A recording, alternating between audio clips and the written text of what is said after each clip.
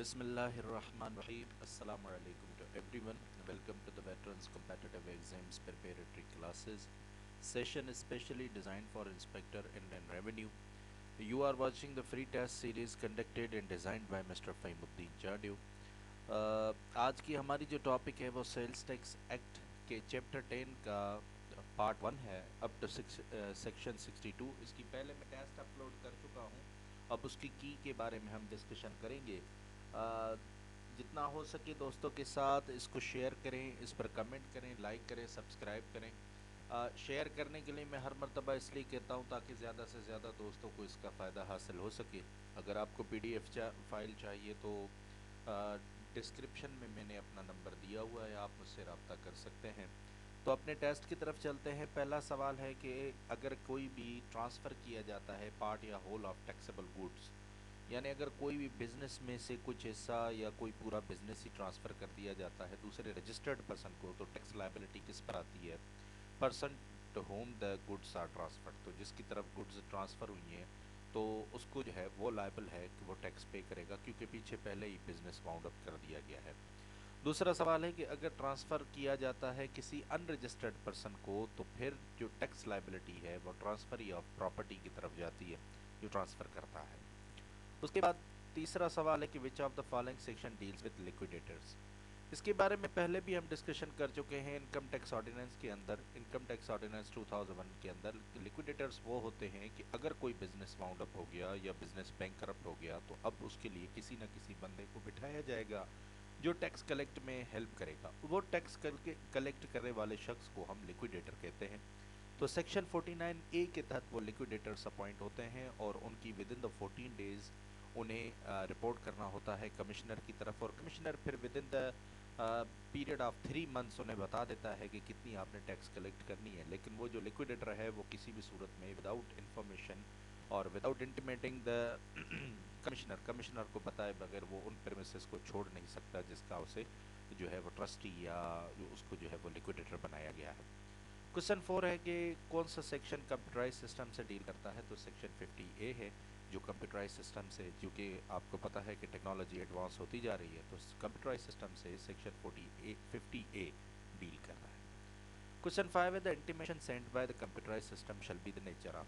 अगर किसी भी किस्म की कोई भी जो है वो एक हिंट या ईमेल वगैरह कुछ भी सेट कर दिया जाता है तो उसका नेचर क्या होगा? वो एक एडवाइस होगी रेक्टिफिकेशन के लिए या एडवांस नोटिस होगा करेक्शन के लिए। लीगल नोटिस अभी नहीं होगा, क्योंकि लीगल नोटिस तब होगा जब आप अमल नहीं करते, आपको बताया जाता है बार बार लेकिन उसके बाद भी आप अमल नहीं करते, तो फिर उसे लीगल नोटिस यानी शोकाज नोटिस सेंड कर दिया जाएगा। लेकिन फिल वक्त जब तक उसको एक रिमाइंडर दिया गया है तो वो रिमाइंडर एक एडवाइस और एडवांस नोटिस का काम करेगा। उसके बाद क्वेश्चन 6 है कि कौन सा सेक्शन सेल्स टैक्स एक्ट का रिस्ट्रिक्ट करता है किसी भी किस्म का सूट या legal proceeding against FBR official. जो FBR के ऑफिसर्स हैं उनको एग्जम्पशन दी गई है किसी भी सूट या लीगल से, क्योंकि अगर उनके खिलाफ कोई भी किसी किस्म की कोई ग्रीवेंसेस हैं तो पहले डिपार्टमेंट से ही रब्ता किया जाएगा, उसके बाद फिर आगे फर्दर प्रोसीडिंग्स है। लेकिन सेक्शन 51 के तहत उनके खिलाफ कोई केस जो है वो लॉन्च नहीं किया जाएगा। क्वेश्चन 7 है कि जो ऑथराइज्ड एजेंट है जो अपील ट्रिब्यूनल के सामने पेश होता है रजिस्टर्ड पर्सन की तरफ से, उसकी जो है वो कंसिडरेशन अलाउड है, यानी वो कोई भी शख्स अपनी जगह पर किसी और को भेज सकता है लेकिन उसको ऑथराइज़ किया जाए तो सेक्शन 52A के तहत उसे ये इजाज़त है कि वो अपनी जगह कोई ऑथराइज्ड एजेंट जो है वो अपना मुकर्रर कर सकता है। उसके बाद आ जाता है, जैसे मैंने टेक्नोलॉजी की बात की, कि क्वेश्चन 8 में है कि जो शख्स टैक्स रिफंड, टैक्स क्लेम या इससे रिलेटेड कोई भी सिस्टम से इलेक्ट्रॉनिकली सिस्टम से रिलेटेड है तो उसे ई इंटरमीडियरी कहते हैं। इंटरमीडियरी वैसे भी उसे कहते हैं जो दो बंदों के बीच में काम कर रहा हो। तो यहाँ भी दो पार्टीज है, एक रजिस्टर्ड पर्सन है और दूसरा FBR है, तो उनके बीच में जो फैसिलिटेटर का काम कर रहा है, जो टैक्स रिफंड या टैक्स क्लेम या उससे रिलेटेड कोई भी चीज़ें जो अपलोड कर रहा है और या जो प्रोवाइड कर रहा है इलेक्ट्रॉनिकली, तो उसे ई इंटरमीडियरी यानी इलेक्ट्रिक इंटरमीडियरी उसे कहा जाएगा। उसके बाद है कि ऑर्डर में be serve to a person in which of the following manner. अगर आप कोई ऑर्डर या कोई नोटिस वगैरह सेंड करना चाहते हैं तो उसका मैनर क्या हो? उसमें पहली चीज़ ये होनी चाहिए कि अगर रेजिडेंट पर्सन है तो उसको पर्सनली सेंड कर दिया जाए। अगर नॉन रेजिडेंट है جو 183 ڈیز کے سے کم جو ہے وہ پاکستان کے اندر رہا ہے تو اس کا جو ریپرزنٹیٹیو ہے اس کو سینڈ کر دیا جائے گا۔ دوسری بات یہ ہے کہ پوسٹ اور کوریئر کے ذریعے بھی ہم اسے پرووائڈ کر سکتے ہیں، جو بھی ایڈریس ہمارے پاس اویلیبل موجود ہے، اور الیکٹرانیکلی ای میل وغیرہ کے ذریعے بھی اسے سینڈ کیا جا سکتا ہے، تو تینوں طریقے کار موجود ہیں۔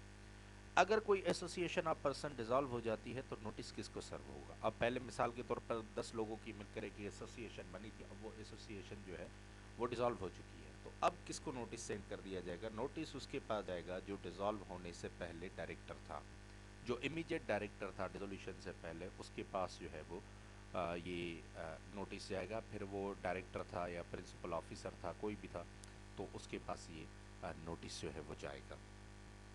اس کے بعد نادرا کو جو اسٹیبلش کیا گیا تھا تو کون سے آرڈیننس کے تحت؟ تو نادرا کا آرڈیننس ہے 2000۔